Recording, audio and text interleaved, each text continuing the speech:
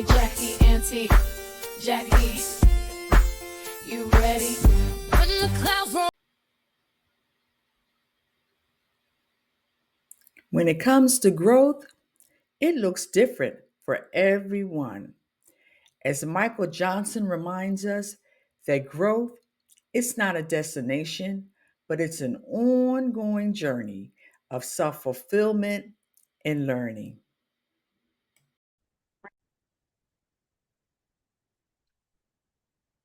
In today's culture, we hear a lot of talk about the value and the benefits of self-discovery, the benefits of personal development, but there are ways that we can navigate that are unhealthy. And there are ways that we can navigate it where it is healthy. So today I want to talk a little bit about both of those ways. So how about if we just start out with the unhealthy way? An unhealthy way would be focusing on making sure everything is perfect, making sure that we have everything laid out perfectly, not moving, not doing until things are perfect. How often do we stop and we start and we stop and we start? Even when you're writing, you may be a writer and you're writing the script and you start out writing and you tear the paper up and you throw it away and you start all over and you start all over. You might be a creative person where you're creating, videos and you start the video and then something happens and you don't like it and you stop and you start. You might be working on a project in your place of employment and you begin the project. Oh, I don't like this. I don't think this is perfect. Then you stop and you start. And once you stop, you realize how much time that has been wasted in stopping and starting because of the desire for it to be perfect. And realistically, we're humans. We're not going to always get it right. But what we can do is put our best foot forward, do the best we can for whatever that thing is that we're working on. Another thing we want to avoid is just remember not to rush the process.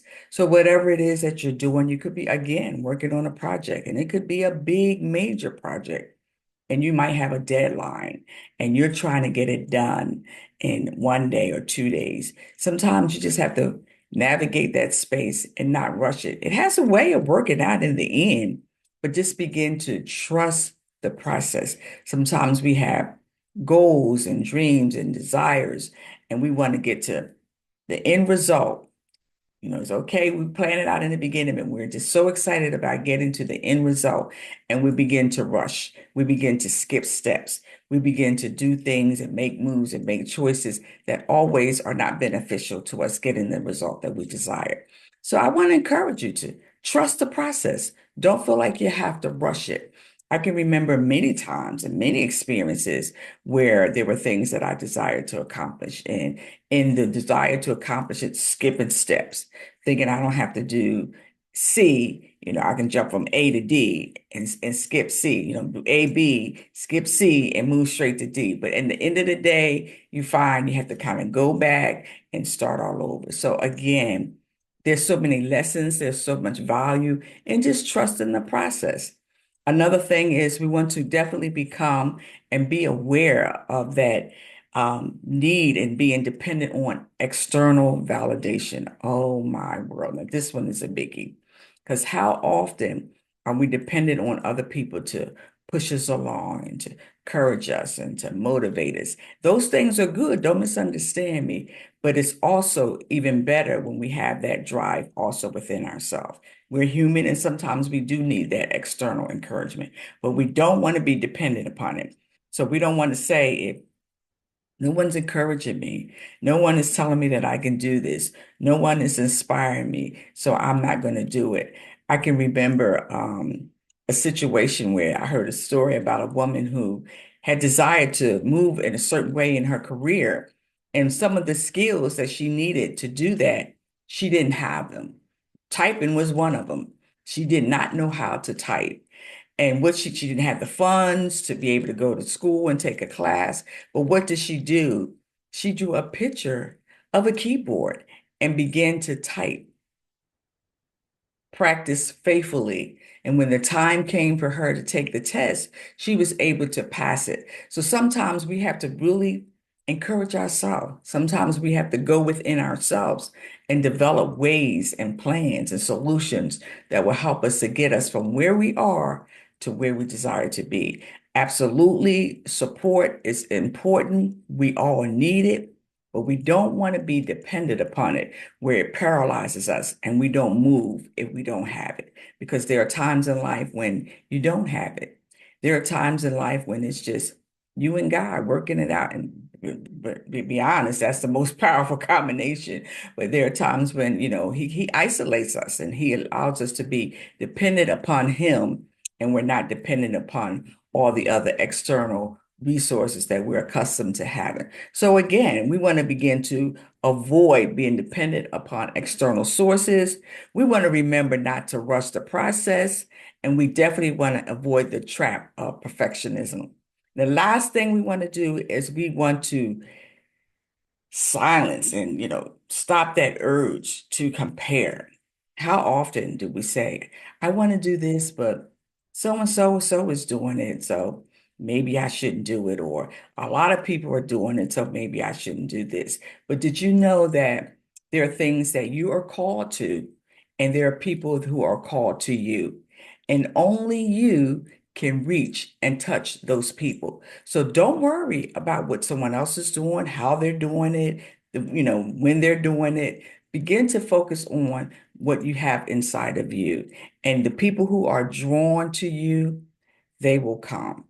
And it's when we become comfortable and being our true and authentic self, where we don't feel like we have to compare ourselves to others, because you have something to give that someone else can't give. There's a group of people that only you can reach and only you can touch.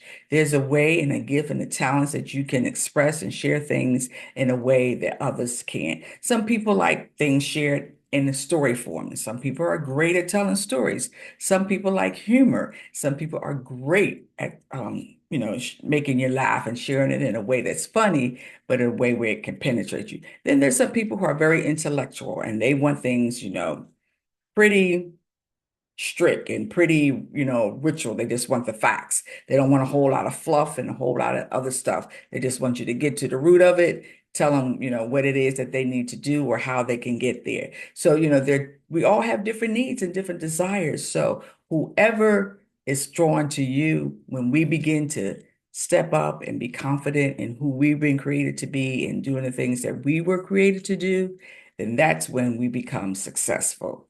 So now we're going to turn to talk about the healthy approach to self-development and personal growth. One of the healthy ways to do it is to begin to embrace the journey as we're developing and we're discovering.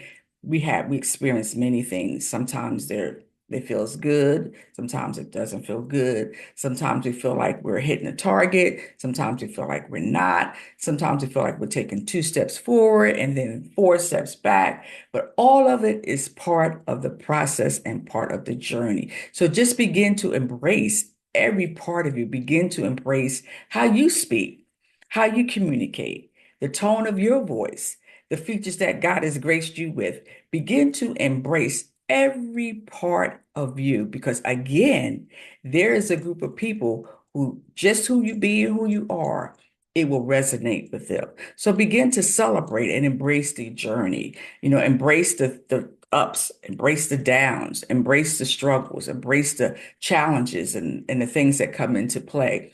Because at the end of the day, when we begin to use them as opportunities, that's when we see the shift. And it helps us to have a healthy perspective when it comes to personal development and growth. Number two, we also want to be gentle with ourselves. Sometimes we are so hard on ourselves. Sometimes we can be so compassionate and kind and considerate with other people. But when it comes to ourselves, we're so hard. We call ourselves names. We say that we can't do it. The words that we speak over ourselves, it's just not something that you would speak over someone else. So talk to yourself as if you were talking to your best friend. If you were encouraging your best friend, what would you say? How would you encourage her? So you become your best friend. As you told me, becoming your best friend, being your own BFF, living bold, fulfilled, and free. As we begin to do that, We can be kind and we can be gentle. We can be compassionate. We can give ourselves grace and we can give ourselves mercy as we're navigating this process. So again, we want to begin to embrace the journey. We want to be gentle with ourselves. The other thing, we want to begin to trust that still small voice that whispers within us sometimes. Sometimes you get this nudge that lets you know, I'm not really happy with this right now. Hmm, I feel like it's time for me to shift. Or I feel like it's time for me to take a minute and pause and reflect. Or I feel like, wow, this is moving in the right direction. I believe this is where God is calling me to. I believe I'm right in the lane and in a line with what God is calling me to do. So begin to trust that little still small voice within you that's kind of leading you and guiding you. And another thing that will help you, again, you heard me talk about it before, is your values. Ensuring that your values, they line up.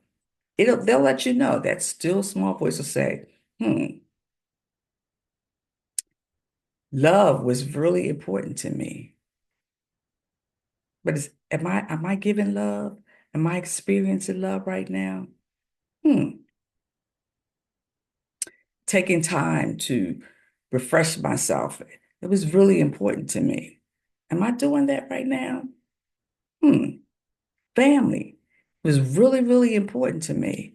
Am I getting so consumed in doing and being and having that I've neglected my family? So begin to listen to those still small voices within you. It will help you, it will help guide you and lead you.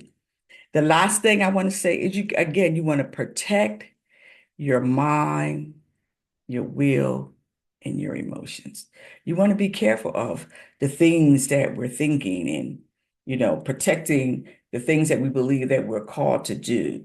And even, oh my world, our emotions, we definitely want to protect those. So we want to be careful of the words that we're speaking over ourselves. We want to be careful of the words that we're taking in. We want to be careful of the energy that we're surrounding ourselves with. We want to be careful of the things that we're doing, are they producing? I know for me, say for example, I don't particularly care for horror movies, so I don't watch them. If I watch a horror movie, when I go to bed at night, I may have all kind of crazy dreams. So that's my way of protecting my emotions. I know the triggers. I know the things that's going to take me down a path that I don't want to go.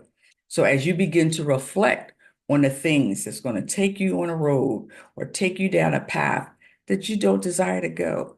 So those are the things that you want to protect. You want to protect the things that are going to hinder your way of thinking, hinder you from being in line with what you're called and believe you're called to do. That's going to hinder your emotions from functioning in a healthy way.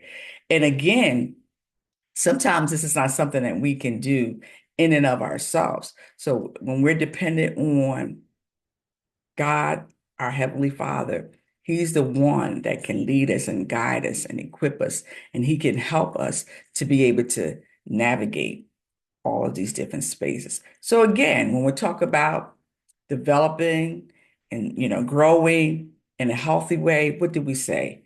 We want to again embrace the journey. We want to be gentle with ourselves. We want to begin to trust those still small voices within us. And we want to protect our mind, our will, and our emotions. So I hope these tips have helped you and will help you to be able to navigate personal development and personal growth because believe it or not, it is good. We always want to be growing, we always want to be developing, and we want to always show up as the best version of ourselves as we possibly be. And that's a process, that's a journey, and it evolves, it shifts. One season of our life, this is at the top. Another season, something else may be at the top. And I heard an interesting story. Someone shared this with me, and I thought it was really, really powerful. And we were talking about seasons and how there are times when we might meet somebody and they're in the summer season and we're excited and we're pumped up. And we want to walk away and feel like, wow, that's the season I'm supposed to be in. But we might be in fall or we might be in spring, or we might be even in winter. So again, when we talk about embracing the journey, embracing that season that you're in, wherever it is. And again, as we're interacting with each other and we're all in different seasons. Yes, we want to celebrate, we want to encourage, and we want to support each other, but don't take that on as yourself. So don't try to, if you know that you're in a season of resetting and refueling and repurposing and redefining, then you know that that's not your summer season. That's not the season that you're busting out, you know, doing those type of things. So again, appreciate the season that you're in as we celebrate the seasons that the people are around us are in.